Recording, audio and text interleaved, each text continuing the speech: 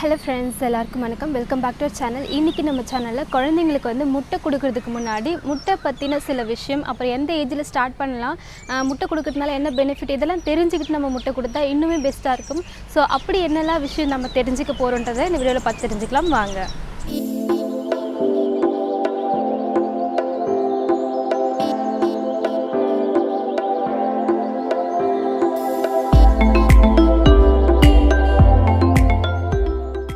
முதல்ல ஹெல்த் பெனிஃபிட்னு பார்த்தோம்னாக்கா குழந்தைங்களுக்கு அந்த முட்டையில் நல்ல ஒரு குட் ப்ரோட்டீன் கண்டென்ட் இருக்குது.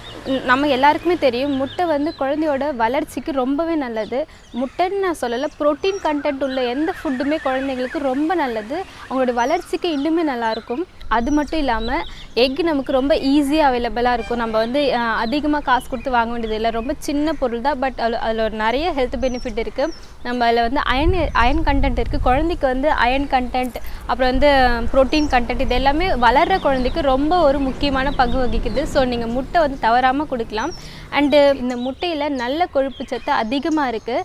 அண்ட் இதனால் என்ன பெனிஃபிட்னு பார்த்திங்கன்னா, குழந்தைங்களுக்கு வளர குழந்தைங்க, இப்போ ஸ்கூல் போகிற ஸ்டார்டிங்கில் இருக்கிற குழந்தைங்க எல்லாருக்குமே வந்து நீங்கள் முட்டை கொடுத்தீங்கன்னா அவங்களுடைய லேர்னிங் கெப்பாசிட்டி நல்லாயிருக்கும், நல்ல ஒரு பிரெயின் டெவலப்மெண்ட்டுக்கும் ரொம்ப நல்லாயிருக்கும். அது மட்டும் இல்லாமல் அனிமியா வராமல் பார்த்துக்கும். நீங்கள் எக்குலாம் அடிக்கடி சேர்த்துக்கிறதுனால குழந்தைங்களுக்கு முட்டை கொடுக்கறதுனால இரும்பு சத்து இருக்குதுன்னு நிறைய ஆல்ரெடி சொன்னேன் இல்லையா, அதே மாதிரி ஹெச்பி லெவல் ரொம்ப கண்ட்ரோலாக இருக்கும். அப்புறம் வந்து பார்த்திங்கன்னா அனிமியா வராமல் தடுக்கும். ஸோ இதெல்லாம் ரொம்ப ரொம்ப முக்கியமான ஒரு விஷயம் குழந்தைங்களுக்கு.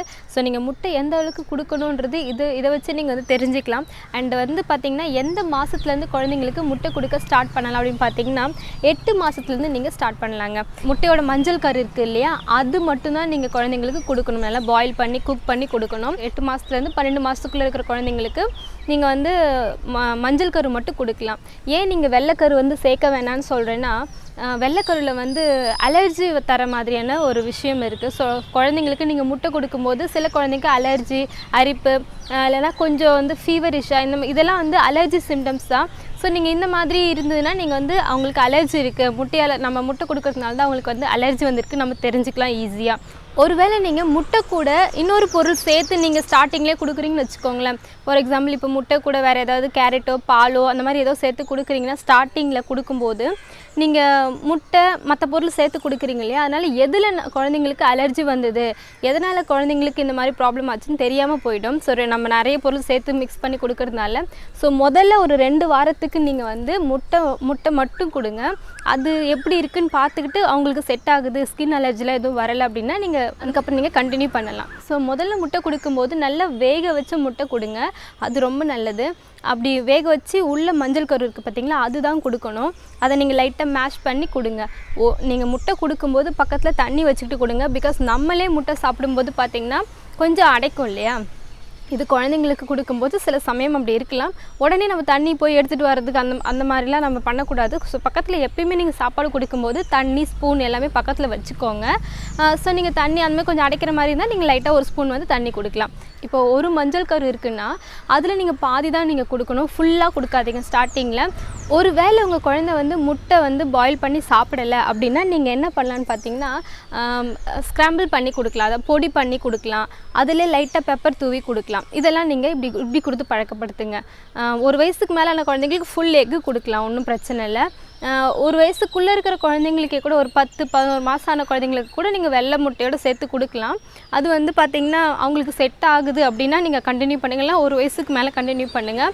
ஸோ முட்டை வந்து அடிக்கடி சாப்பாட்டில் சேர்த்துக்கோங்க. வாரத்தில் 3லேருந்து 4 தடவை சேர்த்துக்கலாம், டெய்லி சேர்க்க வேண்டாம். இப்போ நீங்கள் ஒரு 3 நாள் முட்டை கொடுக்குறீங்கன்னா மீதி இருக்கிற 4 நாள் பார்த்திங்கன்னா நீங்கள் மீன், சிக்கன், மட்டன் சூப் இந்த மாதிரி கொடுத்து நீங்கள் ஆல்டர்னேட்டிவாக கொடுத்து அதை ஈக்குவல் பண்ணிக்கணும். கண்டினியூஸாக நீங்கள் முட்டை கொடுத்தாலும் சில குழந்தைங்க சாப்பிட மாட்டாங்க, அது வந்து ஒரு மாதிரி வெறுப்பாயிடும். 8லேருந்து ஒரு 12 மாதத்துக்குள்ளே மஞ்சள் கரு மட்டும் கொடுங்க. அதை எப்படியெல்லாம் டிஃப்ரெண்ட்டாக செஞ்சு கொடுக்க முடியுமோ செஞ்சு கொடுங்க. 1 வயசுக்கு மேலே ஆன குழந்தையாக இருந்தால் முட்டையோட வெள்ளைக்கரும் சேர்த்து நீங்கள் கொடுக்கலாம், ஃபுல்லாகவே கொடுக்கலாம். பாயில்டு எக்கு கொடுக்கறது ரொம்ப நல்லதுன்னு சொல்லியிருக்கேன். இது ரொம்பவே குழந்தைங்களுக்கு, வளர்கிற குழந்தைங்களுக்கு ரொம்ப நல்லது. அடிக்கடி சாப்பாட்டில் முட்டை சேர்த்துக்கோங்க.